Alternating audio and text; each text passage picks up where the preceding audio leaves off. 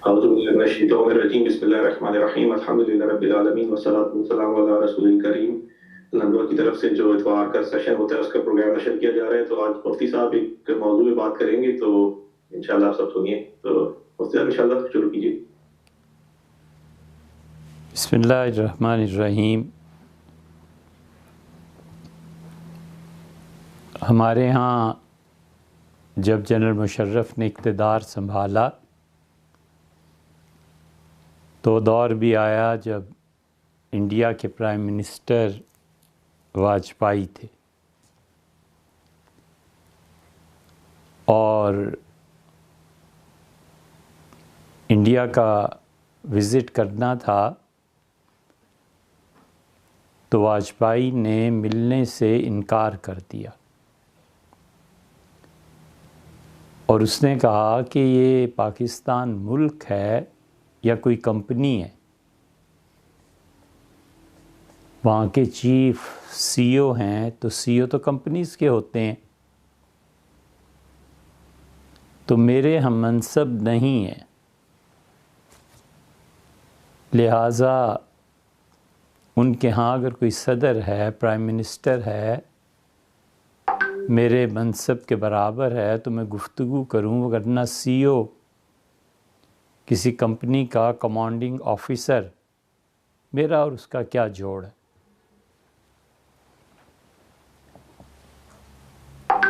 چنانچہ مشرف صاحب کو یہاں سارا سیاسی کھیل کھیلنا پڑا، اور اسمبلی میں انہوں نے زمینیں دے کر اور پیسے دے کر، کوئی ڈھکی چھپی بات نہیں ہے، ہم بھی جانتے ہیں کن کن کو دیں، ان لوگوں کے ووٹ لے کر پھر وہ صدر بنے اور انڈیا کا دورہ ہوا۔ یہ ہمیں بات اس لیے یاد آئی کہ اس بنیاد پر آگے کی جو گفتگو ہے، ممکن ہے کچھ لوگ اسے اپنی توہین محسوس کریں، لیکن پچھلی مرتبہ جو بیان تھا اس میں ابن عربی اور وہاں جامی اور امام خمینی، ان کے دوست بہاؤالدین، ان سب کا تذکرہ آیا، اور اس پر شدید عوامی رد عمل ظاہر ہوا۔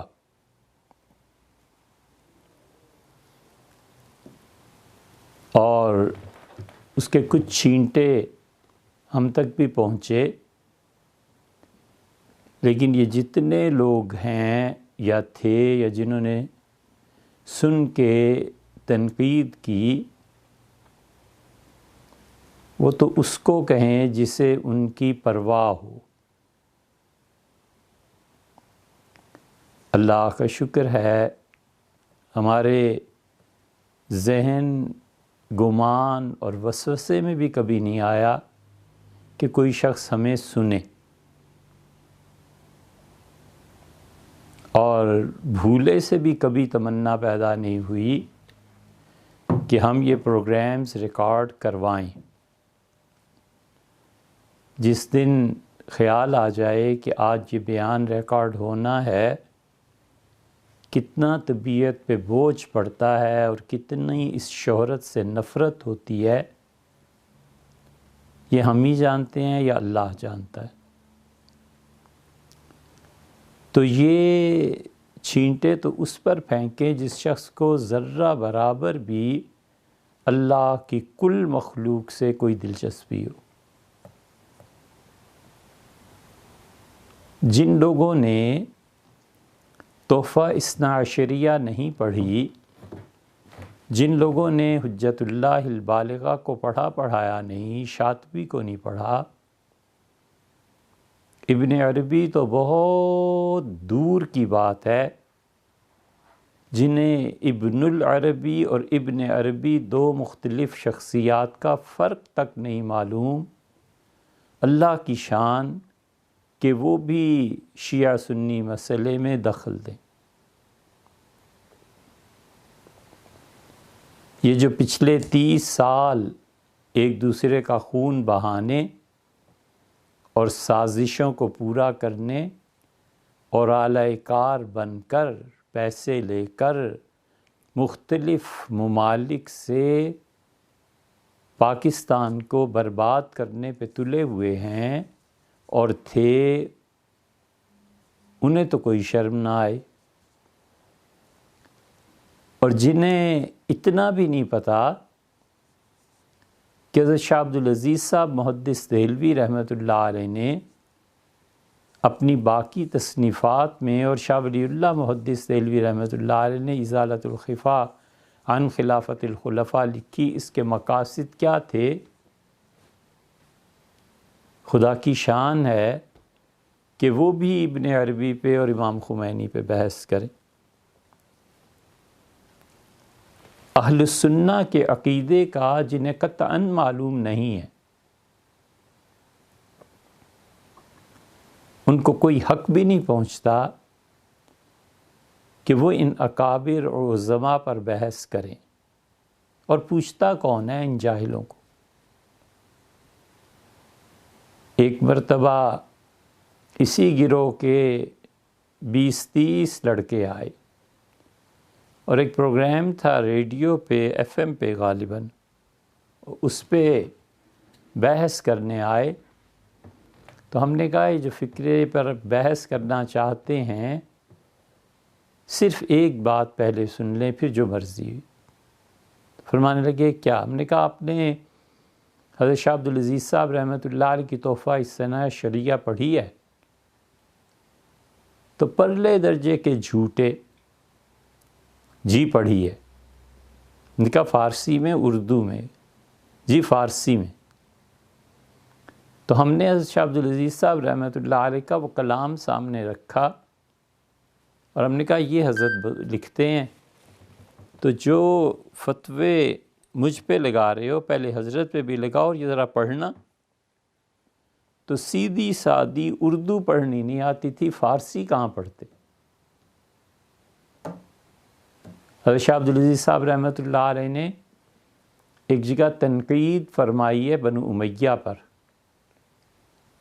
اور کہا ہے کہ یہ اگر صبر کر لیتے، اور پھر لمبی عبارت کے بعد فرمایا کہ ہر جگہ یا علی کے نعرے لگ رہے ہوتے، اور یا علی کا نعرہ لگانا یہ ہندوؤں کا جو اپنے بتوں کا نام لے کے جپتے ہیں اس سے تو اچھا ہے، کاٹو تو لہو نہیں۔ کتاب اٹھا کر دیکھیں تو ہم نے کہا تمہاری علمی حیثیت تو میاں یہ ہے، اور آتے ہو منہ لگتے ہو جن لوگوں نے راتوں کی نیندیں اور دن کا چین حرام کر کے ان چیزوں کو پڑھا ہے ایسے ہی۔ تو اس لیے ہم کسی کو میاں دعوت تو دینے نہیں جاتے کہ ضرور سنو، نہ سنو تو کیا ہے، اور سن لو تو کیا ہے۔ دو عالم سے بیگانہ کرتی ہے دل کو، عجب چیز ہے لذت آشنائی۔ ابن عربی رحمۃ اللہ علیہ کو اب صحیح طور پر پڑھنے اور پڑھانے والے کہاں ہیں؟ اور ابن عربی رحمۃ اللہ علیہ کو جن لوگوں نے پڑھایا ہے اور 10 سال اس کی کتابوں میں کھوئے رہے ہیں، وہ بھی جب ان کو بیان کرتے ہیں تو وہ اپنے طور پر تعبیر میں بیان کرتے ہیں کہ ہم یہ سمجھیں، وگرنہ اس جیسا ذکی اور ذہین آدمی کہاں پیدا ہوا ہے اس امت میں۔ احادیث کی ایسی ایسی تشریحات انہوں نے کی ہیں کہ بڑے بڑے محدثین اور صوفیہ ان کو نقل کرنے میں محتاج ہیں کہ اس حدیث کی جو توجیح ابن عربی نے کی ہے ایسی توجیح کوئی نہیں کر سکتا۔ وہ احادیث ہم سنائیں، اول تو سمجھ میں نہ آئیں اور مسئلہ کفر تک جا پہنچے، کیا حدیث میں یہ بھی آیا ہے، کیا حدیث میں یہ بھی آیا ہے، اور سمجھنا جو ابن عربی کے ہاں ہے وہ اس سے زیادہ دشوار ہے۔ تو اس لیے یہ گفتگو تو جب ہو جب کسی درجے میں بھی تو تقابل ہو، جب تقابل ہی کوئی نہ ہو تو جھک مارنی ہے۔ ابن عربی جس سطح کے آدمی تھے یہ نہیں ہے کہ ان میں شیعت آ گئی تھی، یہ کہیں بھی نہیں ہوا۔ حضرت شاہ ولی اللہ رحمۃ اللہ علیہ پہ یہ الزام کہ وہ ناصبی تھے اور وہ یزید کی حمایتی تھے، اگر کسی انسان نے حجت اللہ کو پڑھا ہو تو اسے پتہ چل جائے گا کہ سب جھوٹ ہے۔ شاہ عبدالعزیز صاحب رحمۃ اللہ علیہ نے رد شیعت میں کتاب لکھی ہے تحفہ اثنا عشریہ، اور شاہ صاحب پہ پہلا الزام یہ لگا کہ ایک پٹھان کابلی نے یہ لکھا ہے اور شاہ صاحب رحمۃ اللہ علیہ نے یہ سب مواد وہاں سے چوری کیا ہے۔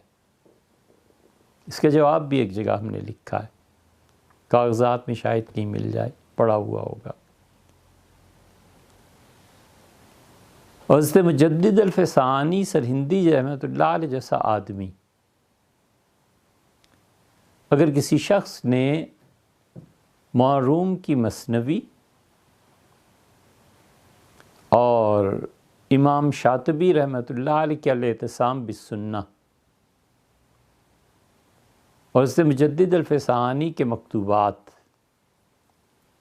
فرید الدین عطار اور حکیم سنائی رحمہ اللہ کو نہیں پڑھا تو اسے ہوا بھی نہیں لگتی کہ وہ فتوحات مکیہ کو سمجھ سکے۔ یہ جتنے نقد اور تنقید پر تلے ہیں ان کی کوئی حیثیت ہی نہیں ہے، انہیں حتیٰ کہ یہ بھی نہیں پتا کہ کتاب کا نام فتوحات مکیہ کیوں ہے۔ ہم نے بیان کیا تھا پچھلی مرتبہ کہ مکہ مکرمہ میں جو مکاشفات تھے ان کے، انہوں نے اس کو عرفان عملی کے بعد عرفان نظری کے طور پر تحریر فرمایا ہے، اور روح پر وارد ہونے والی تجلیات کا ذکر کیا ہے۔ تجلی اور تجافی کا معلوم نہیں، اور اللہ کی شان ہے کہ وہ منہ آتے ہیں ابن عربی رحمۃ اللہ علیہ کے متعلق یا ان سے متعلقہ مباحث پر۔ حضرت مجدد الفسانی سرہندی رحمۃ اللہ علیہ نے لکھا ہے کہ میں جب ان کو عالم کشف میں دیکھتا ہوں تو مقربین بارگاہ میں پاتا ہوں، اور جب ان کی کتابیں دیکھتا ہوں تو مملو الضلالت است، گمراہی بھری ہے ان کی کتابوں۔ وجہ اس کی یہ کہ جو نسخہ ان کے سامنے تھا حضرت مجدد رحمۃ اللہ علیہ کے، اس پہ بہت سی عبارات تھیں جو لوگوں نے اپنے پاس سے شامل کی تھی۔ ہم آپ کو بالکل تازہ ایک بات سناتے ہیں، ممکن ہے کہ کبھی کسی کے کام آئے۔ حضرت امام مہدی علیہ السلام کے متعلق روایات کی جستجو تھی تو ایک روایت کہیں مل نہیں رہی تھی۔ یہ اسی ہفتے کی بات ہے، 3 یا 4 روز قبل۔ تو میں خیال آیا کہ حضرت مہدی پیدا ہوں گے، اور ہمارا عقائد کی کتابوں میں بھی یہ تذکرہ ہے کہ وہ 40 سال کے ہوں گے، پھر بادشاہ پہ اختلاف وغیرہ وغیرہ۔ اور اہل تشیع کے جو امام مہدی ہیں، اس وقت ان کی عمر 1000 سال سے زیادہ ہوگی،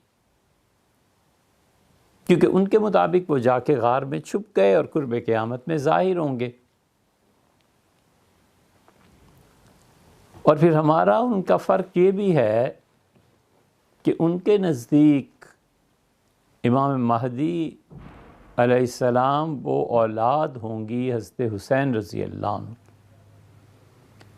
اور ہمارے نزدیک وہ سیدنا حسن ابن علی رضی اللہ عنہما کی اولاد میں سے ہوں گے۔ اور ہماری دلیل یہ ہے کہ سیدنا علی رضی اللہ عنہ اپنے بیٹے صاحبزادے سیدنا حسن ابن علی رضی اللہ عنہ ان کو دیکھ کر فرماتے تھے کہ مہدی میرے اس بیٹے کی نسل سے ہوگا، اور یہ بات سیدنا علی رضی اللہ عنہ کیسے کہہ سکتے ہیں جب تک کہ انہوں نے یا تو پھر عالم کشف میں کوئی چیز دیکھی ہوگی، ان کا مکاشفہ ہوگا، اور یا پھر حضور اقدس صلی اللہ علیہ وسلم سے انہوں نے یہ بات سنی ہوگی۔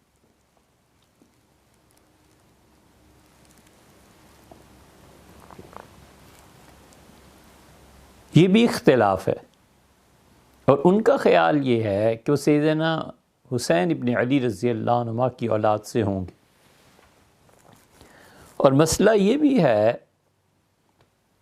کہ سیدنا حسن رضی اللہ عنہ نے اپنے ایک بیٹے کی شادی چھوٹے بھائی سیدنا حسین ابن علی کی بیٹی سے کر دی تھی رضی اللہ عنہ۔ تو یہ سادات کا سنجوگ تھا کہ دونوں نواسے تھے، صاحبزادے تھے سیدنا علی، فاطمہ بنت محمد اور محمد صلی اللہ علیہ وسلم، یہ پورے خاندان کا شجرہ نسب، تو اس سے سیدنا مہدی آئیں گے، تشریف لائیں گے۔ اور ابن عربی رحمۃ اللہ علیہ کے مسلک یہ ہے، جو اہل تشیع کا ہے، کہ وہ سیدنا حسین ابن علی رضی اللہ عنہ کی اولاد میں سے ہوں گے۔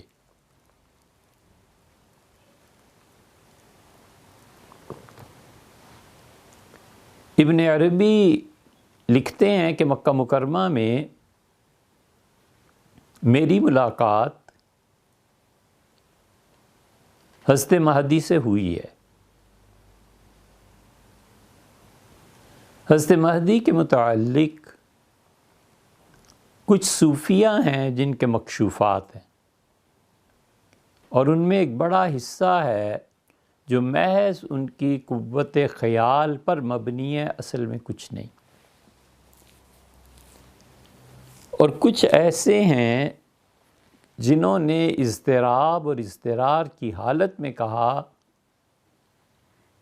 کہ ہم نے انہیں دیکھا ہے، وہ بھی قابل اعتبار نہیں۔ اور تیسرا طبقہ ایسا بھی ہے جو اپنے شیخ کی عظمت کے اظہار کے لیے خام خواہ صوفی جو جھوٹ گھڑتے رہتے ہیں، ایسے جاہل صوفی بھی ہیں کہ ہمارے حضرت نے وہاں دیکھا تو ہمارے حضرت نے وہاں دیکھا اور بیت اللہ میں نماز پڑھ رہے تھے۔ حیرت ہوتی ہے اس جھوٹ پہ کہ امت کے وہ افراد جن کی ولایت کی گواہی حضرت رسالت پناہ صلی اللہ علیہ وسلم نے دی ہے، بیت اللہ میں بیٹھے ہوئے ہوں گے اور حضرت مہدی طواف کر رہے ہوں گے، اور اس طواف میں وہ لوگ حضرت مہدی کو نہیں پہچانیں گے، حتیٰ کہ آسمان سے صدا آئے گی اوپر سے کہ یہ اللہ کے خلیفہ ہیں مہدی، لوگوں بایعو بیعت کرو ان کی۔ تو اپنے شیخ کی عظمت کے اظہار کے لیے گپیں اور حضرت مہدی سے ملاقات ان کی کہاں ہوئی تھی ابن عربی میں؟ اگر کبھی ہم فتوحات مکیہ پڑھائیں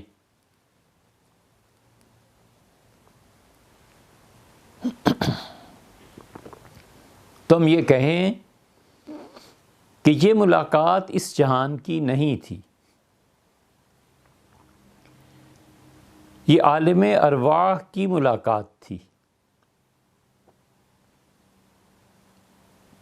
اور وہ ارواح جنہیں قیامت تک پیدا ہونا ہے، ان میں سے کسی روح کی جو آج سے 1000 سال کے بعد آئے گی، آج کی کسی صوفی سے ملاقات ہو جائے بالکل مشکل نہیں ہے، اور خود کتاب اور سنت اس بات کی گواہی دیتے ہیں۔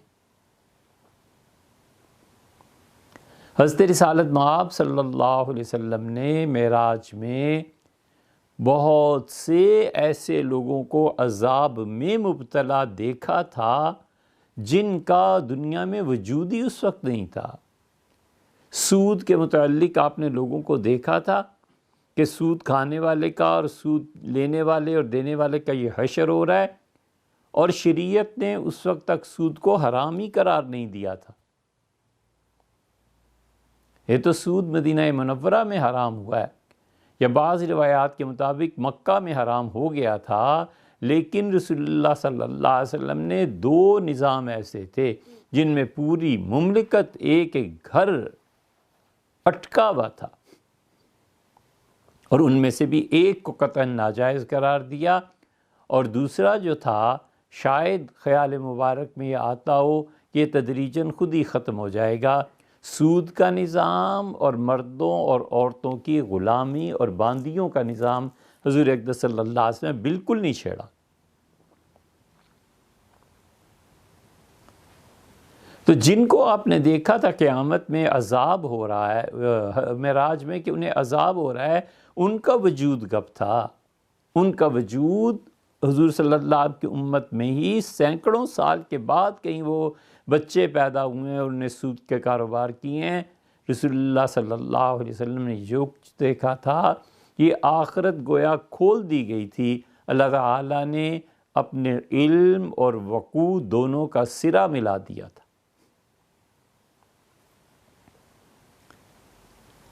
اس لیے اگر ابن عربی کی ملاقات ہوئی ہے مہدی سے، جیسے کہ حضرت خود تحریر فرماتے ہیں، تو اس میں اشکال کیا ہے؟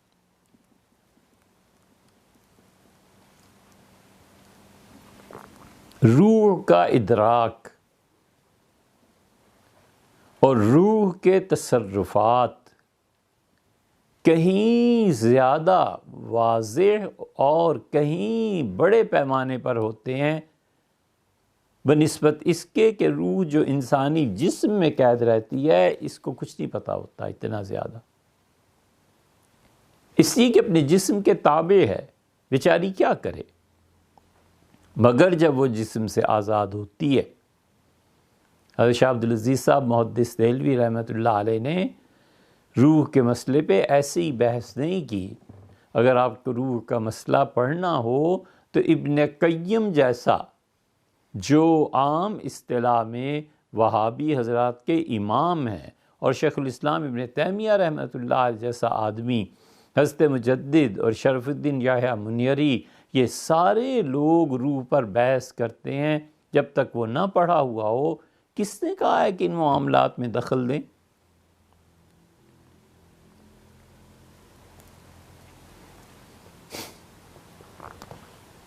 ابن قیم جو بلا کے ناقد ہیں اور ایک ایک روایت پہ تنقید کرتے ہیں، کتاب الروح میں انہوں نے وہ چیزیں لکھی ہیں جو اب وہابیت کی پوری دنیا انکار کرنے پہ تل گئی ہے کہ ابن قیم کی یہ کتاب ہی نہیں ہے، اس لیے کہ توجیہ اس کی کیا کریں۔ حضرت شاہ عبدالعزیز صاحب رحمۃ اللہ نے جتنا کچھ روح پہ لکھا ہے، ان میں سے ایک بات صرف چھوٹی سی جو شاید 2 لائنز میں حضرت نے بیان کی ہو، فرمایا ہے کہ کفار اور وہ لوگ جو خدا کے شدید نافرمان ہوتے ہیں اور جہنم میں ان کی روحوں کو لے جایا جاتا ہے، تو دنیا میں کوئی آدمی جب زیادہ ہی سرکش ہو جاتا ہے تو بسا اوقات اس کافر کی روح کو جہنم سے نکال کے اس آدمی پر مسلط کر دیا جاتا ہے کہ تم اسے مارو. تو جب مارا جاتا ہے تو اسے ہی ہندی میں کہتے ہیں کہ فلاں پہ جن آ گئے.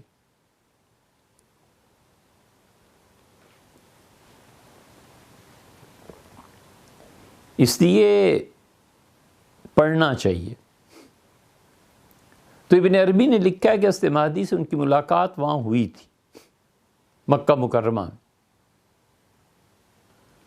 اور یہ فتوحات مکیہ ہے، حضرت رسالت مآب صلی اللہ علیہ وسلم نے ان سے کہا تھا کہ یہ لکھے، اور انہیں ادب سے معذرت کر لی.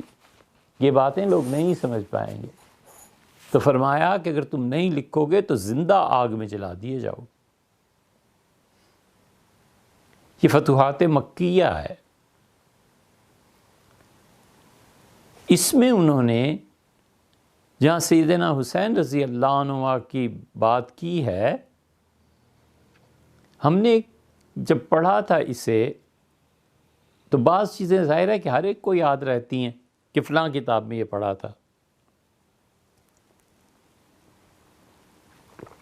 تو جو موجودہ نسخہ لبنان سے چھپا ہے، ہم خود اسے وہاں سے خرید کے لائے تھے.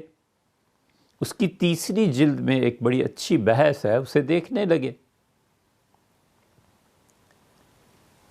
تو خیال میں آیا کہ یہ ابن عربی کی عبارت نہیں ہے.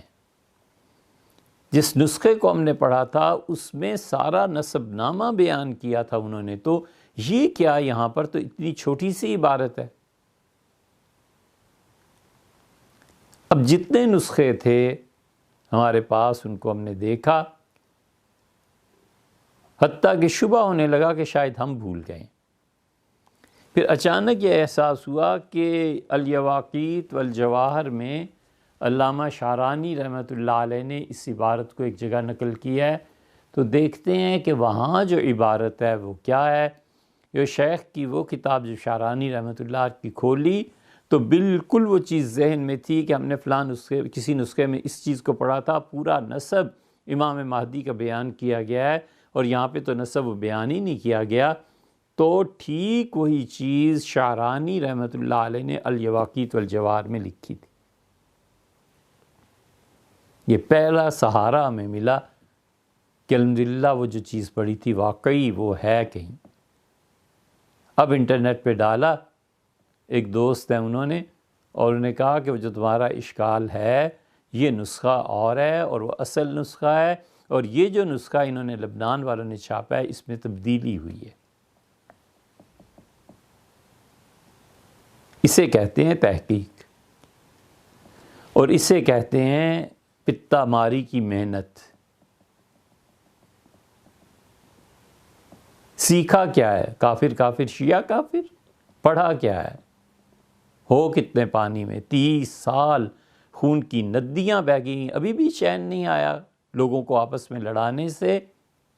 اور مختلف افراد کے، مختلف ممالک اور ایجنسیز کے اعلی کار بننے کے. تو ابن عربی رحمۃ اللہ علیہ کی عبارتیں جو تبدیل ہوئی ہیں وہ ایک الگ قصہ ہے، لیکن یہ اب تک سلسلہ ہے. یہ اس لیے ذکر کر دیا کہ بہت سی کتابوں میں بہت سی چیزیں ایسی مل جائیں گی جو اصل میں نہیں تھیں لیکن اسے ثابت کرنا پڑتا ہے. حضرت شاہ ولی اللہ محدث دہلوی رحمۃ اللہ علیہ نے کئی چیزیں ایسی لکھی ہیں جن عبارات کو دیکھ کے کبھی کبھی اشکال ہوتا ہے کہ حضرت یہ کیسے لکھ سکتے تھے. اب کون یہ کام کرے کہ وہ ہندوستان کے قدیم کتب خانوں میں جائے اور وہ نسخے تلاش کرے. جب پریس نیا آیا تھا انڈیا میں تو حضرت شاہ عبدالعزیز صاحب رحمۃ اللہ علیہ نے اپنے والد کی کتابیں چھپوانے کے لیے دلی بھیجی تھی، دلی میں کسی چھاپہ خانے میں بھیجی تھی. ہمیں ایک عبارت دیکھنی تھی، مولانا اسماعیل شہید رحمۃ اللہ علیہ کی وہ کتاب ہے فی احکام المیت والضریح.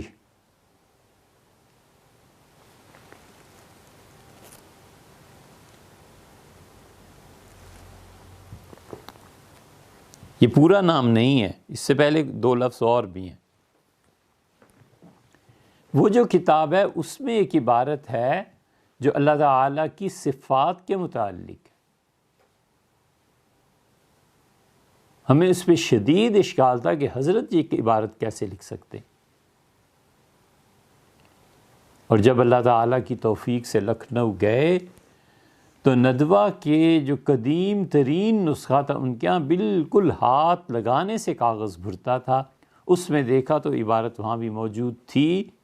اس پہ یہ پھر ہوا کہ اچھا حضرت کے عقیدہ اور بعض چیزیں وقت کے ساتھ ساتھ تبدیل ہوتی رہی ہیں، جتنے مطالعے میں وسعت آتی رہی ہے، جتنا کچھ زیادہ وہ پڑھتے رہے ہیں، پھر اس کے ساتھ ساتھ بعض چیزوں کی تعبیرات میں انہوں نے کوئی اور رخ اختیار کیا۔ تو اس لیے صفات باری تعالی اور عرفان عملی کے نتائج، کوئی شخص ایسا نہیں ہے حتیٰ کہ خمینی جنہوں نے اہل السنہ کے اکابر کے متعلق یہ نہ لکھا ہو کہ یہ چیز فلاں نے حل کیا اور یہ چیز فلاں نے حل کیا۔ یہ کرنا پڑتا ہے، اور انہیں کھلے دل سے اعتراف کیا ہے بہت سے اہل تشیع نے کہ اس مسئلے کو امام جامی سمجھیں، اور جامی اہل السنہ کے ائمہ میں سے تھے۔ حضرت رسالت مآب صلی اللہ علیہ وسلم کی شان میں جو انہوں نے نعتیں اور قصیدے کہی ہیں کمال کا درجہ رکھتی ہیں۔ انہوں نے کتاب لکھی ہے اصطلاحات تصوف، پڑھنی چاہیے۔ فارسی جب سے علمی دنیا سے ہٹی ہے، لوگ سطحی کتابیں پڑھتے ہیں اور سطحی باتیں کرتے ہیں۔ یہ تعصبات علم کو تباہ کرتے ہیں۔ ہم ایک ذرہ برابر سر منہ، ایک شوشہ اور نقطہ تو بڑی چیز ہے، اس کے 1000ویں حصے کے برابر بھی اہل السنہ کے عقیدے سے نہیں ہٹ سکتے۔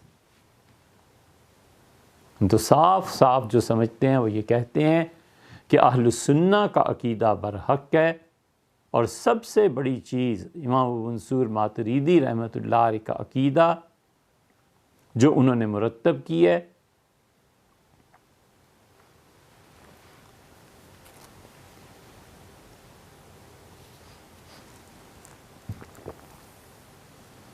تنزیہ مع التفویض۔ حتیٰ کہ جن لوگوں کا عقیدہ ہے کہ تنزیہ مع التاویل، ہم تو اس پہ نہیں آتے۔ بھئی سفر کرنا ہے تو کیوں نہ فرسٹ کلاس میں کریں؟ ہم تو اس ساری بحث میں صاف یہ عرض کرتے ہیں کہ ہماری قبر کا آخرت کا معاملہ ہے، پروردگار عالم جو تیرا عقیدہ ہے سو وہی میرا عقیدہ ہے، اور اسی پہ موت دے۔ 2 لفظوں کی بات ہے بس۔ اللہ کا بھی آخر کوئی نہ کوئی تو نظریہ ہے نا۔ اللہ کہتا ہے میں ایک ہوں، تو اللہ تعالیٰ اپنے آپ کو ایک کہتے ہیں نا، ہم بھی ایک کہتے ہیں۔ اللہ تعالیٰ فرماتے ہیں کہ قیامت میں ہم حساب لیں گے، ہم کہتے ہیں اللہ ہم قیامت پہ اور حساب پہ ایمان رکھتے ہیں۔ اللہ فرماتے ہیں کہ حضرت رسالت پناہ صلی اللہ علیہ وسلم میرے آخری رسول ہیں، ہم کہتے ہیں حضرت جو آپ نے فرمایا یقیناً وہ آپ کے آخری رسول ہیں۔ اللہ تعالیٰ اپنے فرشتوں کا ذکر کرتے ہیں، ہم کہتے ہیں ہم بھی فرشتوں کے قائل ہیں۔ جو تیرا عقیدہ ہے سو وہ ہمارا عقیدہ ہے، اسی پہ موت چاہتے ہیں، اور اس سے سر منہ انحراف نہیں کرنا۔ شیعت کے ساتھ جو عقیدے کی مباحث ہیں، کتابیں بھری پڑی ہیں ان سے، معتزلہ اور شیعہ، ان دونوں کے جو عقائد تھے ان میں سے بہت سی چیزیں ہیں جو اہل السنہ گمراہی سمجھتے ہیں، ہم کبھی بھی اس پہ نہیں جاتے۔ ضرورت کیا پیش آئی ہے کہ ہم اپنے عقیدے کو امام خمینی سے لیں؟ وجہ ہم تو عقیدے کو لیں گے ابو منصور ماتریدی سے، ہم عقیدے کو لیں گے ابو الحسن اشعری سے، ہم عقیدے کو لیں گے امام جوینی سے، ہم عقیدے کو لیں گے امام الحرمین نے جو کچھ لکھا ہے اس سے، ہم عقیدے کو لیں گے امام بخاری کی کتاب التوحید سے، ہم عقیدے کو لیں گے حضرت مجدد الفسانی سرہندی رحمۃ اللہ علیہ نے اپنے پیرزادگان کے نام جو خط لکھا ہے اس سے، ہم عقیدے کو لیں گے العقیدۃ الحسنہ شاہ ولی اللہ رحمۃ اللہ نے لکھی ہے اس سے۔ ہمیں کیا ضرورت پڑی ہے کہیں جانے کی اور کسی بڑی شخصیت کے عقیدے سے متاثر ہونے کی؟ ہاں، جس میدان میں انہوں نے کچھ کام کیا ہے اس کا بھی اعتراف کرنا چاہیے۔ وَلَا يَجْرِمَنَّكُمْ شَنَآنُ قَوْمٍ عَلَىٰ أَلَّا تَعْدِلُوا، اور لوگو تمہیں کسی بھی گروہ کی دشمنی اس حد تک نہ گرا دے کہ تم اپنے دشمن سے انصاف نہ کرو۔ اعدلوا، اپنے دشمن سے بھی انصاف کرنا، هو اقرب للتقویٰ، لوگو یہ تقویٰ کی بات ہے۔ ہم کیوں اتنے شقی اور محروم قسمت ہوں کہ اپنے دشمن کے ساتھ انصاف نہ کر سکیں؟ ہمیں انصاف پہ ہی قائم رہنا ہے اپنی زندگی میں، یا انصاف ہے یا محبت ہے، تیسری کوئی چیز نہیں ہے۔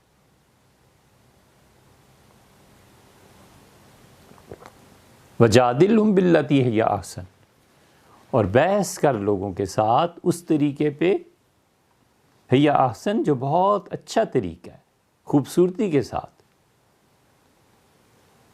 اسی لیے فرمایا وَتَبَتَّلْ إِلَيْهِ تَبْتِيلًا، تبتل جو ہے وہ تفاعل کے وزن پر ہے، یعنی کسی کام کو بتکلف کرنا،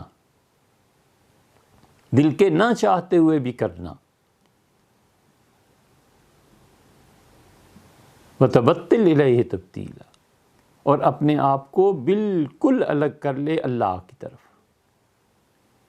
تکلف کر کے، دنیا کو آہستہ آہستہ چھوڑ کے، سب چیزوں کو چھوڑ کے، حتیٰ کہ کتابوں کی یادیں اور محبتیں باقی رہ جاتی ہیں ان کو بھی چھوڑ کے، خالصتاً اپنے آپ کو ذات کے ساتھ منسلک کر لے، اور ذات میں فنائیت۔ اور سب سے مشکل مسئلہ جو حضرات خمس میں ہے وحدت الوجود،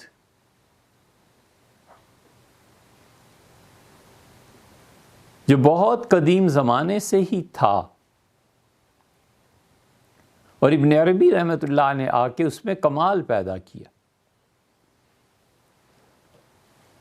یہ زندگی گزارنے کا طریقہ ہے، تو جب تبتل ہو جاتا ہے تو پھر جو کچھ عالم ارواح سے انکشافات ہوتے ہیں، اگر کوئی بیان کرنے بیٹھ جائے تو لوگ گردن اتار دیں، وہ جو لکھا ہے اس کسی نے وہ ہضم نہیں ہوتا۔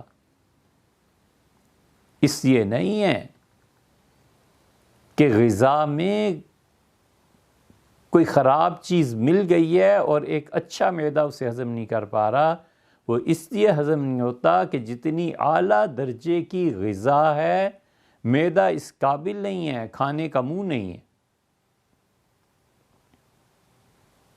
بھلا بتاؤ کہ کڑاہی اور ہانڈی بہترین گوشت کی تیار ہو اور گدھا کہے کہ میں کھاؤں گا، اسے کیا معلوم؟ اور شیر کو کہا جائے کہ گھاس کھا لو۔ بالکل اسی طرح وہ جس سطح کے بلند لوگ ہیں، چھوٹوں کے لیے اتنا کافی ہے کہ اسے سمجھ جائیں۔ ہمارے حضرت ابو الحسن ندوی رحمۃ اللہ علیہ نے ایک کتاب لکھی ہے ارکان اربع۔ یہ حضرت رحمۃ اللہ سے پوچھیے گا کہ بھی قیامت میں ملاقات ہوئی کہ ہم نے سچ کہا ہے یا جھوٹ کہا ہے۔ حضرت رحمۃ اللہ علیہ کی وہ کتاب نیپال میں ایک جگہ تھے اوپر، نیپال میں ایک بہت بڑا گنبد ہے بدھ مت کا، تو دیکھنے گئے تھے تاریخی طور پہ۔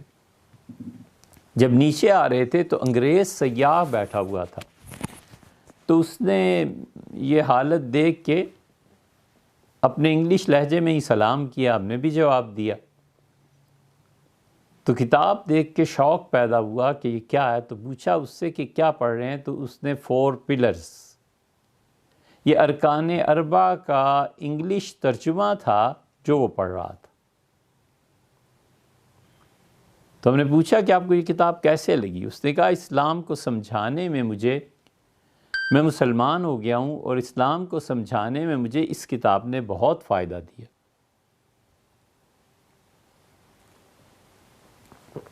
یہ واقعہ ہم نے حضرت رحمۃ اللہ کو سنایا کہ حضرت یہ چیز دیکھی تھی اور اللہ تعالیٰ نے جناب والا کے قلم میں وہ برکات رکھی ہیں کہ غیر مسلم تک اس سے فائدہ اٹھاتے ہیں۔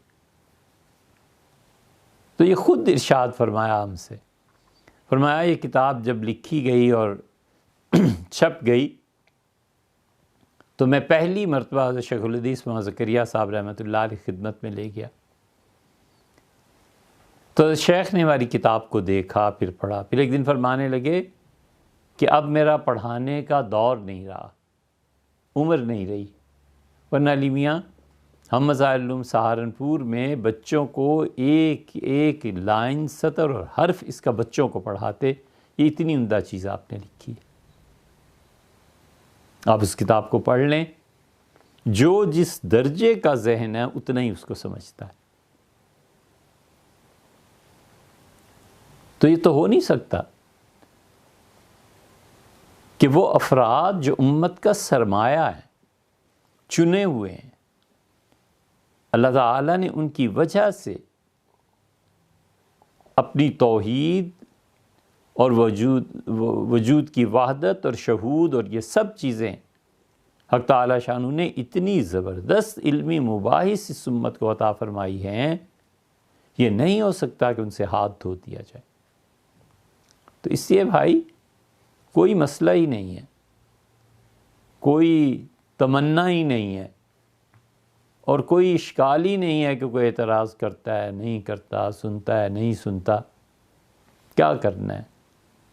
یہ تو امریکہ کے جو دوست ہیں ان سے پوچھئے کہ اصرار کر کے یہ چینل اور اس کے اخراجات اٹھانا اور یہ وہ، ورنہ کوئی تمنا ہی سرے سے نہیں ہے کہ کوئی بات سنے یا ضبط کر لے یا ہم پوچھیں اس سے کہ کہاں کون کچھ نہیں۔ اب آگے چلیے، یہ تھوڑی سی بات تھی۔ جی مفتی صاحب،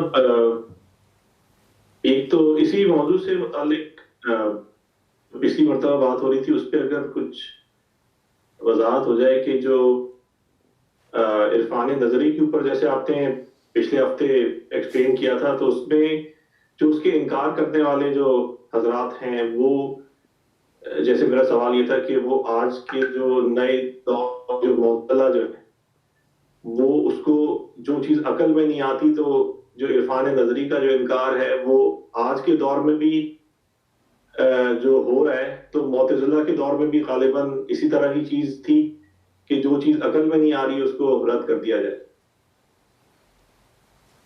فلاسفہ میں تھا، اور فلسفہ جب اسلام میں داخل ہوا تو اس نے لوگوں کے ذہن میں کانٹے فصل لگا دی۔ ہمارے بچے جب فزکس اور کیمسٹری اور یہ سائنس کے علوم پڑھتے ہیں تو آہستہ آہستہ دماغ ایسا بنتا چلا جاتا ہے کہ ایکشن اور ری ایکشن، کاز اور ریزلٹ، نتیجہ یہ کہ جب ان کا مرحلہ آتا ہے غیب پہ ایمان لانے کا، تو وہاں بھی یہ ذہنیت کام کرتی ہے کہ کیوں ہوا، کیسے ہوا، اور پھر انکار کرنا پڑتا ہے۔ اب انکار کریں تو اسلام ہاتھ سے جاتا ہے، مانیں تو عقل ہاتھ سے جاتی ہے، اس لیے کہ عقل کہاں تک سفر کر سکتی ہے؟ انسانی عقل عقیدے میں بالکل نہیں چلتی، عقیدے کا سارا دار و مدار غیب پر ہے، نبی کی زبان پر ہے علیہ الصلوۃ والسلام، بس۔ عقل کیسے یہ مان سکتی ہے کہ خدا کی طرف سے وحی آئی؟ عقل اللہ تعالیٰ کی صفات کو بھلا سمجھائے گی؟ عقل تو اتنی چھوٹی چیز ہے کہ وہ صفات باری تعالیٰ کو سمجھ ہی نہیں سکتی۔ اسی لیے صوفیہ کو عالم کشف، عالم مثال، هو الہو، یہ ساری چیزیں انہیں لکھنی پڑی کہ میں کس مقام پہ پہنچا، میں نے کیا دیکھا، کیا چیزیں تھیں، یہ عالم سارے کیا ہیں، برزخ کو عقل کیسے حل کر لے گی؟ تو اس لیے اس کے بس کی بات ہی نہیں۔ ابن خلدون نے اسی لیے لکھا ہے کہ عقل ایک چھوٹا ترازو ہے جس پہ آپ سونا تول سکتے ہیں، رتی تولا ماشا، اور کوئی آدمی کہے کہ پہاڑ کو اس پہ تول لوں گا تو پہاڑ کہاں آ جائے گا اس میں، ترازو میں۔ عقل انسانی کی ایک پرواز ہے، بس وہ پرواز ہے، اس سے زیادہ کچھ نہیں ہے، اور اعمال میں پھر دو چار تکے لگا لیتی ہے۔ مثلا زکوٰۃ کی کوئی عقلی حیثیت بیان کر دیتی ہے، غریبوں کا فائدہ ہوتا ہے، یہ ہوتا ہے، وہ ہوتا ہے، اور پوچھے کوئی عقل سے کہ لاکھوں روپے خرچ کر کے جانا اور ساری مشقتیں برداشت کرنا اور ایک پتھر سے بنے ہوئے گھر کا طواف کرنا اور ایک پتھر کو چومنا، یہ سب چیزیں آخر ہے کیا مسئلہ تمہارا کہ لاکھوں روپے دے کے تکلیف خریدتے ہو؟ اگر اللہ کی محبت نہ ہو، شریعت کا احترام نہ ہو تو کون جاتا ہے؟ آتی ہے کسی کی عقل میں؟ اللہ کی محبت کھینچ کے لے جاتی ہے، شاعر کی عظمت کھینچ کے لے کے جاتی ہے، محبوب نے جن دیار کا تقدس بیان کیا ہے وہ ادھر سے کھینچ ہوتی ہے اور آدمی جاتا ہے، سب کچھ جانتے بوجھتے۔ اس لیے عقل انسانی اس کا اپنا ایک معیار ہے، حجت ہے، بہت سی جگہ پر دلیل کے باعث کام آ سکتی ہے، لیکن عالم غیب پر اس کا تسلط نہیں ہو سکتا، وہاں پر نبوت پر اعتبار ضروری ہے۔ رہ گئی آپ کی یہ بات کہ عرفان نظری میں پڑھا کیا جائے، یہی بات تھی نا؟ کیوں خالد صاحب؟ جی جی، پڑھانا چاہیے اور پڑھنا چاہیے بنیادی چیزوں کو۔ پہلے تو بنیادی چیزوں میں سے مولانا منظور نعمانی صاحب رحمۃ اللہ نے بڑی اچھی کتاب لکھی ہے، تصوف کیا ہے۔ غالباً یہ اللہ کا واحد بندہ ایسا ہے جس کی کسی بھی کتاب میں کوئی ایسی خاص غلطی نہیں ہے، اتنی سلاست ہے، اتنی سلامتی ہے کہ کیا مجال ہے کہیں بھی وہ اہل سنہ کے مسلک سے ذرہ برابر ادھر ادھر ہوئے ہیں۔ حضرت شاہ ولی اللہ رحمۃ اللہ کا جو نظریہ تھا نا کہ ہم عقل اور نقل کو تطبیق دیں گے، صحیح معنی میں یہ حضرت مولانا منظور نعمانی صاحب رحمۃ اللہ علیہ کے حصے میں آیا۔ انہوں نے جو کچھ لکھا ہے وہ پڑھنا چاہیے۔ ان کے بعد دوسری چیز حضرت نے لکھی ہے، مولانا ابوالحسن علی ندوی رحمۃ اللہ علیہ نے، سلوک اور احسان، اور عربوں کے جو اعتراضات تھے تصوف پہ، حضرت رحمۃ اللہ نے اس کا جواب دیا ہے اپنی حد تک۔ یہ پڑھانی چاہیے بچوں کو تاکہ ذہن اس چیز پر آمادہ ہو کہ علم کے ساتھ تربیت اور اس مادی دنیا کے ساتھ اس عالم الغیب پہ ایمان لانا اور اس کے تصرفات کو تسلیم کرنا، یہ عرفان نظری کی چیزیں ہیں۔ پھر منتخب ابواب مولانا روم کی مثنوی سے پڑھانے چاہیے، جہاں پہ انہوں نے زبردست وکالت کی ہے صوفیہ کی، اور تصوف کیا چیز ہے، اس کی ضرورت اور اہمیت کیا ہے۔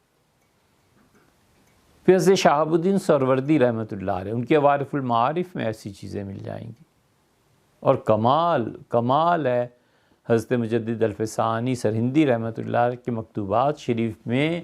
حضرت اتنے بڑے آدمی ہیں، کئی جگہ پہ یعنی اتنی عظمت ہے ان کی کہ بالکل بلا تکلف لکھتے ہیں کہ فقیر کو اتنی بات معلوم تھی، اب فقیر کہتا ہے کہ وہ جو بات میں نے پہلے لکھی تھی وہ ٹھیک نہیں ہے، اب میں اس مقام پر پہنچا ہوں، اس کو دیکھ رہا ہوں، اس کو سن رہا ہوں، تو دیکھو اب یہ نظریہ ایسے ہے، اور پوری توانائی، جوانی اور شدید غیرت ہے اہل سنہ کے مسلک پہ۔ اسی لیے جو کمزور مسلک کے صوفیاء ہیں، حضرت بڑی شدید تنقید کی ہے۔ شاہ ولی اللہ رحمۃ اللہ علیہ کی منتخب عبارات پڑھانی چاہیے۔ شاہ صاحب رحمۃ اللہ نے تصوف کا دفاع کیا ہے، اور شاہ صاحب رحمۃ اللہ علیہ یہ ایک بظاہر چھوٹی سی بات ہے، یہ شاہ ولی اللہ، اور ان کو نکال دیں آپ اپنی پوری ہسٹری سے، رہ کیا جاتا ہے؟ ہیروں کو مٹھی کھول کے پھینک دینا ہے۔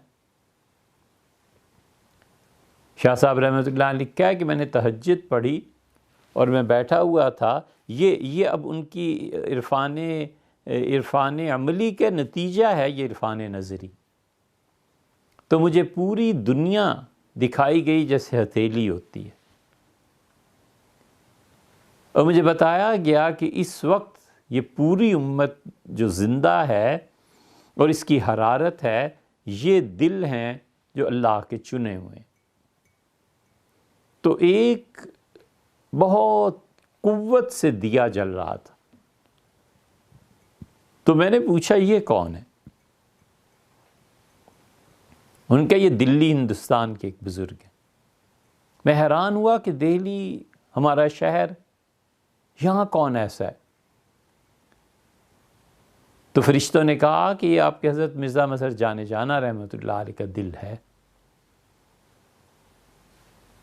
شاہ صاحب نے لکھا ہے انہیں خط ایک، اور اس خط میں لکھتے ہیں قیم طریقہ احمدیہ،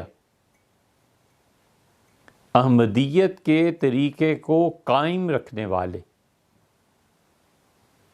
اس سے جان تھوڑی چھٹتی ہے کسی کی۔ وہی قیم جو شاہ ولی اللہ رحمۃ اللہ نے لکھا ہے، جماعت اسلامی میں آ جائیے تو اقامت دین کیا ہے، امیر کا تصور کیا ہے، امیر کی اطاعت کیا ہے۔ مولانا امین حسن اصلاحی اور مولانا مودودی صاحب کی خط و کتابت آپ پڑھیے جو اس وقت ہوئی تھی کہ جو امیر جماعت ہوتا ہے اس کے اختیارات کتنے ہیں۔ مولانا نے پوری شدت سے اس چیز کا اظہار فرمایا کہ امیر کی اطاعت واجب ہے، میں جماعت اسلامی کا امیر ہوں، میری اطاعت تم پہ واجب ہے۔ اتنا تو مبالغہ صوفیہ نہیں کرتے جو مولانا کی تحریرات میں ہے، پڑھ کے دیکھ لینا چاہیے۔ وہی ڈسپلن اور یہ چیزیں ڈاکٹر اسرار صاحب، وہی چیزیں سلسلہ نقشبندیہ غزنویہ کے آخری جو حضرات تھے، یہ حضرت رحمۃ اللہ نے خود ارشاد فرمایا کہ ان کے خطوط آئے تھے کہ ہم چاہتے ہیں کہ زندگی کا بقیہ حصہ وہاں آ کر گزاریں رائے بریلی میں، اور یہ عذر ہیں اور رائے بریلی آنے کو جی چاہتا ہے۔ یہ سب تصوفی کی چیزیں، اس لیے آپ اس کا متبادل لا دیں، کیا ہے؟ کچھ نہیں ہے، پوری امت سے ہاتھ دھونا ہے۔ تو اس سے منتخب تحریرات جو ہیں یہ پڑھنی چاہیے۔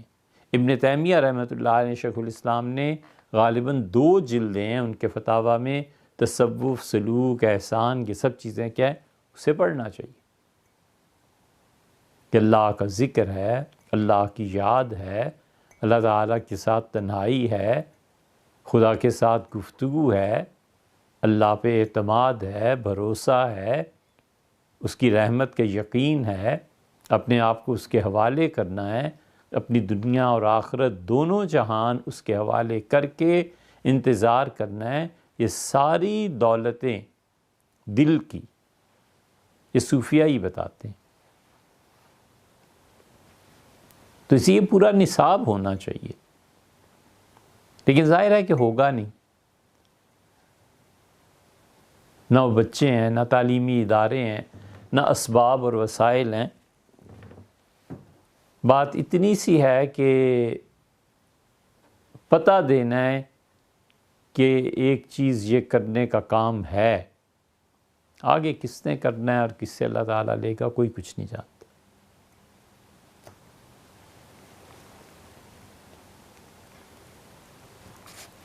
خزانے کی نشاندہی کرنی ہے، پتہ بتانا ہے کہ فلاں جگہ پر خزانہ ہے، اب کون کھودے اور کون اسے نکالے اور کون اس سے سیراب ہو، یہ اللہ ہی کے علم۔ احیاء علوم الدین امام غزالی کی حدیث کو چھوڑ کے انہوں نے بعض مباحث لکھی ہیں، کمال کی چیزیں لکھی ہیں امام غزالی نے۔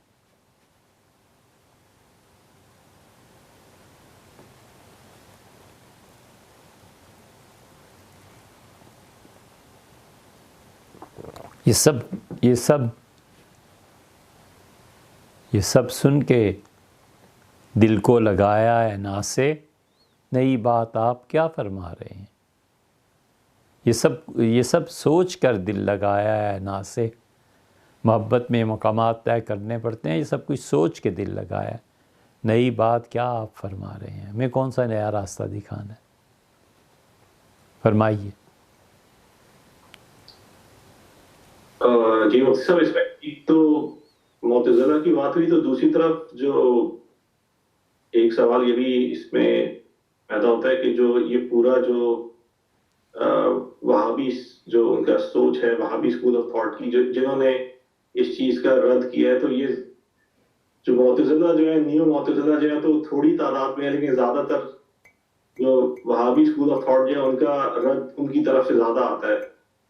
تو ان کی جو شیخ ابن تیمیہ کی کتابوں کے اندر جو چیز ذکر کیا، انہوں نے اس کو نکال دیا ہے، تو انہوں نے کچھ چیزیں اس میں سے لی ہیں اور کچھ اپنے مطلب سے، جو محمد بن عبد الوہاب کی اصل آئیڈیالوجی جو ہے وہ ان کی کیا تھی، اور جو اپنے شیخ کو وہ حضرت تیمیہ رحمۃ اللہ علیہ کو شیخ مانتے ہیں، تو اس میں سے انہوں نے چیزیں کیوں اس میں سے حذف کر دی؟ بہت چیزیں انہوں نے حذف کی ہیں۔ ابن تیمیہ رحمۃ اللہ علیہ کا آئرلینڈ کی جو لائبریری ہے، وہاں پر ایک کتاب ہے اور اس کا نمبر بھی ہم نے لکھا ہوا ہے، وہاں پہ ایک موٹی جلد ہے اور اس میں مختلف رسائل وہ جلد کیے گئے ہیں، وہ اگر مل جائے تو ابن تیمیہ رحمۃ اللہ علیہ نے اپنے متعلق خود لکھا ہے کہ وہ کیسے صوفی ہیں، اور ابن قدامہ کے واسطے سے وہ حضرت شیخ عبد القادر جیلانی رحمۃ اللہ علیہ کے خلیفہ ہیں۔ وہابی اس کتاب کو دنیا میں چھپنے دیتے ہیں، مار نہ دیں۔ پوری وہابیت قتل و غارت گری، لوگوں کو مارنا اور کفر کے فتوے لگا لگا کے ہر ایک کو اسلام سے خارج کرنا، یہ ہے کل۔ حتیٰ کہ ابھی کچھ سال پہلے ہم نے کئی مرتبہ اس کا ذکر کیا، جب آدمی کے دل پہ چوٹ لگتی ہے تو پھر آہوں کی تعداد کوئی نہیں گنی جاتی۔ اتنا بدبخت ہے کہ کہتا ہے حضور اقدس صلی اللہ علیہ وسلم کی قبر مبارک کھودو اور میت کو کسی نامعلوم مقام پر دفن کر دو، کیونکہ شرک کا سب سے بڑا اڈا اور مرکز یہی ہے۔ اور اس پہ سعودی فرما روا لکھتے ہیں کہ یہ نہیں ہو سکتا، یہ نامناسب ہے۔ بلا کے درے کیوں نہیں لگاتے، تعزیر کیوں نہیں لگاتے کہ تمہاری ہمت کیسے ہو گئی کہ حضرت رسالت مآب صلی اللہ علیہ وسلم کے جسد اطہر کو کے متعلق تم یہ رائے اور یہ باتیں کرو۔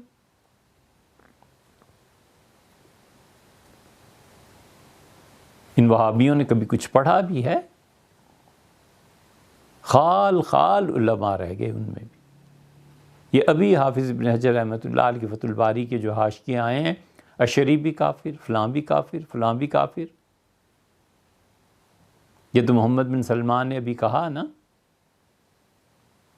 اس نے کہا دنیا میں جتنے مراکز ہیں جن کو تقویت مل رہی ہے یہاں کے مال سے، ہم ان کے فنڈز بند کر رہے ہیں۔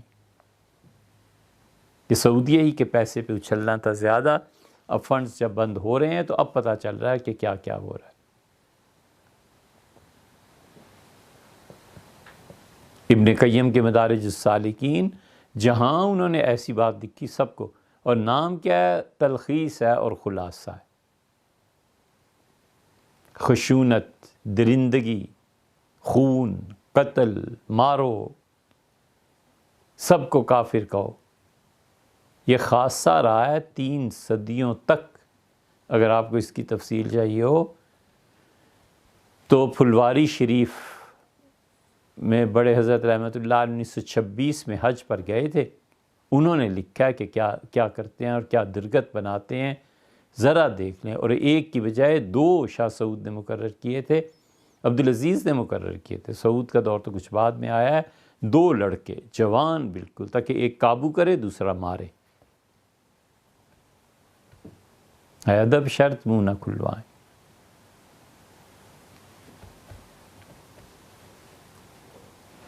کہیں جو محبت کا نام ہو، کہیں جو دل پہ چوٹ پڑتی ہو کہ حضور صلی اللہ علیہ وسلم کی شان تھی، کہیں جو اللہ کا عشق، اللہ کے ساتھ تعلق۔ اسلام 2 اور 3 صدی میں ہی برباد ہو کے رہ جاتا جب وہ قانونی حیثیت اختیار کر رہا تھا۔ نماز میں اتنے فرائض ہیں، اتنی سنتیں ہیں، حج میں یہ فرض ہے، یہ سنت ہے، بالکل قانونی ایک دین بن کے رہ جاتا ہے۔ جیسے عیسائی تباہ ہوئے، جیسے یہودی تباہ ہوئے، یہ کرو گے اتنا ثواب، یہ کرو گے اتنا، یہ کرو گے ایسے۔ یہ تو خدا کی رحمت و صوفیوں پہ، خدا ان کی قبروں کو نور سے بھر دے، جنہوں نے اس میں آ کے محبت کی چاشنی ڈالی۔ انہوں نے کہا بالکل ٹھیک ہے، اس جرم کی یہ سزا ہے، لیکن جن حالات کی بنا پر جرم ہوا ہے ان حالات پر بھی تو غور کرو۔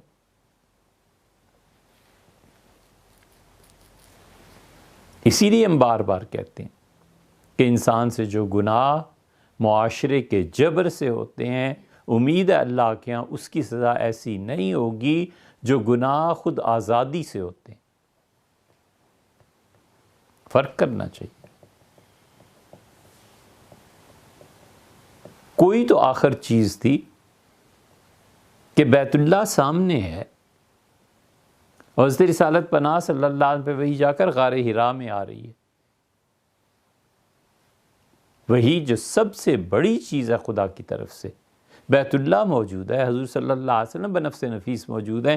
اللہ تعالیٰ نے یہ نہیں کیا کہ غار حرا کہ وہی بیت اللہ میں نازل ہو جائے، غار حرا میں تشریف لے گئے، وہاں پر آئی ہے وہی۔ کوئی امت میں پوچھنے والا نہیں تھا۔ حضرت شیخ عبد القادر جیلانی رحمۃ اللہ علیہ نے مکہ مکرمہ حرم شریف نظر آتا ہے، جہاں سے کعبۃ اللہ نظر آتا ہے، سامنے پہاڑ پر اپنی خانقاہ کھولی تھی، حضرت کی خانقاہ تھی، پھر انہوں نے مٹا دی تھی۔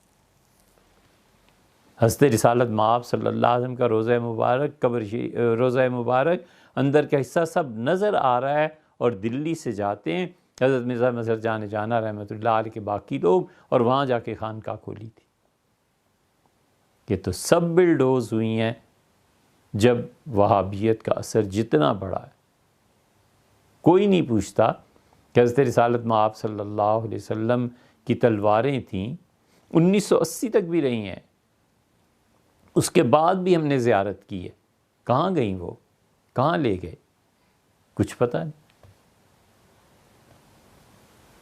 مودودی صاحب جیسا آدمی جو تصوف کو چنیاں بیگم فرماتے رہے، تحریر کرتے رہے، اس مقام پر جب پہنچے ہیں نا اپنے سفرنامہ حج میں، تو افسوس کا اظہار کیا ہے کہ جو دور قدیم کی یادگاریں تھیں، ان کو چاہیے تھا کہ کم سے کم وہ نہ مٹاتے، مسلمانوں کی تاریخ محفوظ رہتی۔ ساری چیزیں لکھی ہیں۔ شورش کاشمیری نے چٹان رسالہ نکالتے تھے، جب سیدہ فاطمہ رضی اللہ عنہا کے مزار پر گئے ہیں تو وہ اپنے آپ میں ضبط نہیں کر سکے، آ کے پوری نظم لکھی ہے ظفر علی خان نے، شورش کاشمیری نے ان سعودیز کے خلاف۔ انہوں نے کہا حضور اقدس صلی اللہ علیہ وسلم کی صاحبزادی ہیں، وہ فرماتے ہیں میرے جسم کا ٹکڑا ہے، ان کو اپنی جان سے پیاری اپنی بیٹی تھی، اور میں اس قبر کی ویرانی کو دیکھ کے اپنے آنسوؤں کو ضبط نہیں کر سکا کہ یہ حال اس ہستی کا ہے جو رسول اللہ صلی اللہ علیہ وسلم جس کے لیے اٹھ جاتے تھے اور جس سے اتنی محبت تھی۔ پوری شورش کاشمیری نے اور ظفر علی خان نے جو ان کو سنائی ہیں وہ تو الگ بات ہے۔ یہ سب مشاہدات ہیں لوگوں کے، سب کچھ دیکھا ہے. اور واللہ عالم، ہمیں اس کی تحقیق نہیں ہے، لیکن آج کل بہت سے علماء نے یہ کیسٹس ان کی آ رہی ہیں کہ سعودیز کہتے ہیں کہ جس طرح قادیانی کافر ہیں اسی طرح دیوبندی بھی کافر ہیں. بریلوی تو پہلے ہی مشرک تھے، اب دیوبندی بھی کافر ہو گئے. ہمیں خود تحقیق نہیں ہے کہ مسئلہ کیا ہوا ہے، لیکن بڑے بڑے علماء انڈیا کے کہہ رہے ہیں کہ یہ ہوا ہے اور ہم سب کو کافر قرار دیا ہے انہوں نے. یہ کیا طریقہ ہے؟ ولیعذ باللہ. اور فرمائیے.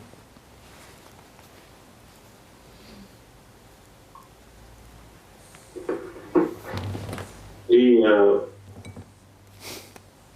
مفتی صاحب، اس میں ایک اور سوال جو ہے وہ اس پر جو پہلے بات ہوئی شیعت کے اوپر، تو اس میں ایک جگہ پر آپ نے فرمایا غیرت دین کی جو ہوتی ہے اس کے بارے میں، اور جو ہمارے بڑے حضرات جو ہیں ان کے اندر دین کی غیرت، جس میں خاص طور پہ حضرت مجدد رحمۃ اللہ علیہ کے بارے میں، تو اس میں جہاں پر ایک اہل سنت جو ہے وہ حضرت شیخین یا پھر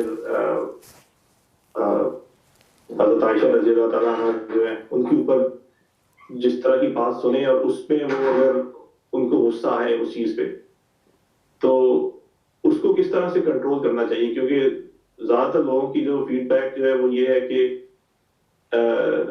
جب کوئی آدمی اس سطح پہ جا کے کتاب میں لکھ رہا ہے، جو ہمارے جو صحابہ رضی اللہ عنہم جو ہیں ان کے اوپر اگر کوئی بات اس طرح کی جا رہی ہے تو ہم سے ضبط نہیں ہوتا، تو اس وجہ سے جو رد عمل جو ہے وہ اس وجہ سے آ رہا ہے کہ ہماری محبت ان کے ساتھ بہت زیادہ ہے.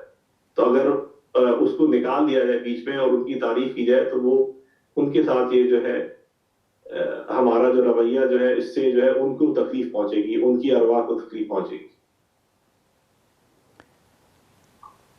جن لوگوں نے بھی یہ لکھا ہے ظاہر ہے کہ گمراہی پہ مشتمل ہے.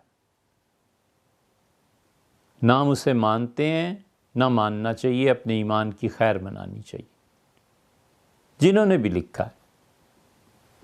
اور پھر انہی کے لوگوں نے اس کی تردید بھی لکھی ہے، کیسے نہیں کرنا چاہیے. شیعت کی وہ کتابیں جو ابتدائی دور میں لکھی گئی تھیں ان میں سے کچھ چیزیں یقیناً اب تک نقل ہو رہی ہیں، لیکن جتنی دین کی تبلیغ اور کتابیں اور یہ چیزیں عام ہو رہی ہیں اور پڑھنے کے مواقع مل رہے ہیں، اسی اعتبار سے یہ دھند بیٹھتی چلی جا رہی ہے.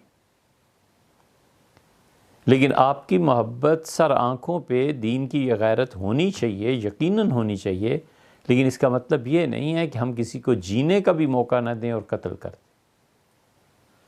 نہ کریں. اس کے موقف پہ زیادہ سے زیادہ آپ نفرت کا اظہار کر سکتے ہیں کہ میں اس کو نہیں مانتا، غلط بات ہے، جھوٹ ہے. بالکل ٹھیک ہے، کس نے روکا؟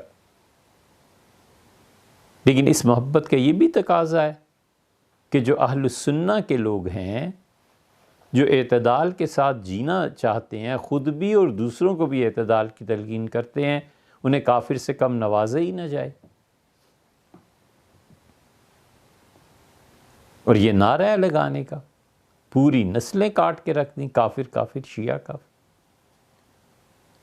اور اس حد تک بڑھ جانا کہ ہمارے جو مشائخ اور علماء چپ بیٹھے تھے سٹیج پہ، انہیں بھی کہنا جو نہ بولے وہ بھی کافر. یہ کب سے کفر کے فتوے شروع ہیں؟ محبت کا تقاضا ہے یہ. آپ خود سوچیں یہ کیسی محبت؟ نہ کریں. یہ تشدد کی راہ ہے، اور تشدد ہمیشہ بے دینی کو فائدہ دیتا ہے. تشدد ہمیشہ لادینیت کو فائدہ دیتا ہے. تشدد کرنے والے کا چہرہ، اس کی داڑھی، اس کا کرتا اور پاجامہ، اس سے نفرت بعد میں بچے میں پیدا ہوتی ہے. پہلے تو اس سے نفرت اس دین سے ہی ہو جاتی ہے کہ یہ دین ہی ایسا ہے. آپ نے دیکھا نہیں نا کہ پاکستان میں اس نعرے سے لوگ جب ڈھلی عمر تو مرتد کتنے ہوئے. تو اس لیے اپنی غیرت، اپنی محبت کو بھی حدود دیں، لگام دیں. اللہ نے کسی کو اختیار نہیں دیا کہ دوسرے آدمیوں کے لیے جینے کا دائرہ اتنا تنگ کر دے کہ تنگ آمد بچنگ آمد۔ یقیناً لوگوں نے برا لکھا ہے جنہوں نے لکھا ہے، لیکن اسی انسان نے کچھ اچھی چیزیں بھی لکھی ہیں۔ اب چونکہ آپ پڑھتے نہیں ہیں، آپ کو سمجھ میں نہیں آ سکتی، تو لہٰذا فتویٰ ایک ہی طرح کا جاری کیا جائے گا کہ مار دو، قتل کر دو۔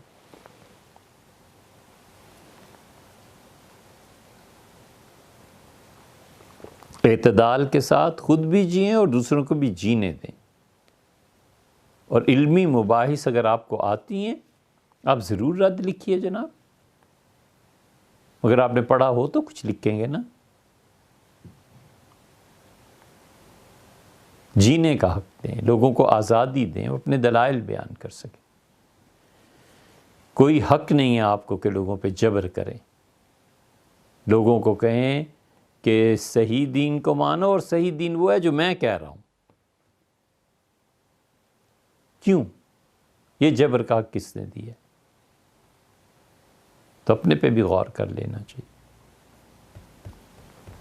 جی اجازت دیجئے، 1 گھنٹہ ہو گیا۔ جی مفتی صاحب، ایک صاحب کا سوال جو ہے وہ تصوف سے متعلق ہی تھا کہ اس کی جو وحدت الوجود کی جو قرآن سے کہاں دلیل ملتی ہے؟ اس کا آسان سا جواب یہ ہے کہ آپ خود ذرا محنت کریں نا، عملی جو تصوف ہے اس میں آئیں، اس میں آئیں۔ جب آپ عملاً اس میں آئیں گے اور اپنی نیند تھوڑی سی کم کریں گے، رات کو اٹھ کے تہجد پڑھا کریں گے، ذکر اذکار کریں گے، اور اپنی خواہشات کو ذبح کریں گے، اور ہر وہ چیز جس کا تعلق کبیرہ گناہ سے ہے بالکل کٹ جائیں گے، تو پھر جو کیفیات، جو چیزیں ہیں، پھر آپ قرآن پڑھیے گا، آپ کو پتہ چلے گا۔ حضرت تھانوی رحمۃ اللہ علیہ کو پڑھ لیں، انہوں نے قرآن ہی سے حوالے دیے ہیں وحدت الوجود کے، وحدت الشہود کے حوالے بھی قرآن ہی سے ملتے ہیں۔ تو اس لیے آپ کام کریں، محنت کریں۔ کُلًّا نُمِدُّ ہَٰؤُلَاءِ وَہَٰؤُلَاءِ، اللہ فرماتے ہیں ہم نے کسی پہ کوئی پابندی نہیں رکھی، ہم ہر ایک کو دیتے ہیں، ان کو بھی جو میرے ماننے والے ہیں، اور ان کو بھی جو میرے منکر ہیں۔ وَمَا كَانَ عَطَاءُ رَبِّكَ مَحْظُورًا، اور کسی کی مجال نہیں ہے کہ میری دین پہ پابندی لگا سکے، میں انہیں بھی دیتا ہوں اور انہیں بھی دیتا ہوں۔ تو آپ چھوڑیں اور زندگی کی بعض مصروفیات کو، بسم اللہ تشریف لائیے اور فرمائیے۔ بس مفتی صاحب، یہ آخری سوال تصوف سے متعلق۔ اللہ جزائے خیر دے، بہت شکریہ۔